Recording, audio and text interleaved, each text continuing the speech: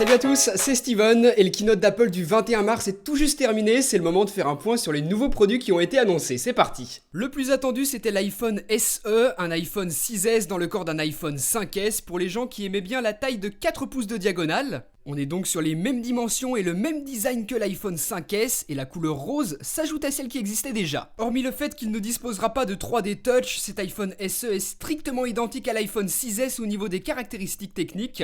On retrouve le processeur A9 accompagné du coprocesseur M9 pour la gestion des mouvements, une puce réseau plus rapide pour la gestion de la 4G, le Bluetooth 4.2, un capteur photo 12 mégapixels sur la face avant, le Retina Flash est présent et la possibilité d'avoir des panoramas à 63 mégapixels. On retrouve la fonctionnalité Live Photo, vraiment populaire, et la possibilité de filmer en 4K ou encore en slow motion jusqu'à 240 images par seconde.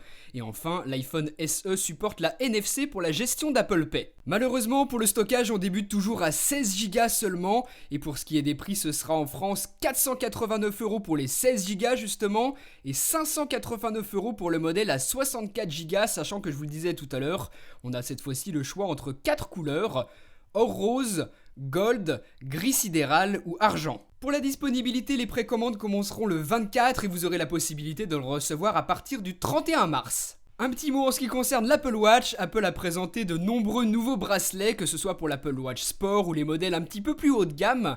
Et d'ailleurs, le prix baisse un petit peu, l'Apple Watch coûtera une cinquantaine d'euros de moins que par le passé. Pour finir, l'iPad Air a été renouvelé et son nom change. Il s'appelle maintenant iPad Pro et on n'est plus sur 12,9 pouces comme le gros modèle, mais 9,7, d'après Apple, la taille que les utilisateurs préfèrent. Pour ce qui est des caractéristiques techniques, il sera équipé du processeur A9X, exactement le même que celui qui équipe l'iPad Pro plus grand modèle. Il sera livré avec iOS 9.3, comme l'iPhone SE d'ailleurs. Il aura un appareil photo 12 mégapixels sur la face arrière. Siri sera toujours à l'écoute, comme sur les nouveaux iPhones. Vous aurez aussi la possibilité d'avoir des live photos, d'en regarder et d'en capturer. Et enfin, pour la vidéo, il sera enfin possible de filmer en 4K avec un iPad, histoire de bien passer pour un con. Ce nouvel iPad Pro sera bien évidemment compatible avec les claviers qu'on avait déjà sur le premier iPad Pro et aussi avec l'Apple Pencil. Deux nouveaux modes d'affichage sont également ajoutés. Un qui règle l'émission de lumière bleue afin d'améliorer le bien-être de l'utilisateur.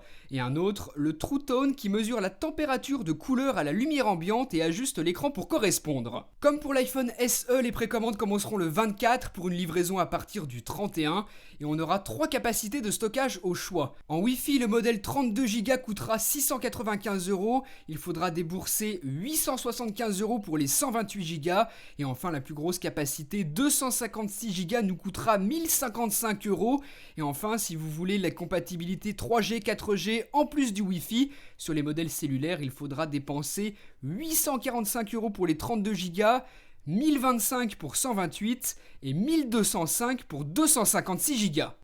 Donc voilà, c'était un rapide aperçu des nouveaux produits qui ont été présentés durant ce keynote. Bien évidemment, il faudra voir dans les jours qui suivent ce que ça vaut vraiment dans la pratique. En attendant, dites-moi ce que vous en avez pensé juste en dessous dans les commentaires et nous on se retrouve très bientôt pour une prochaine. Salut!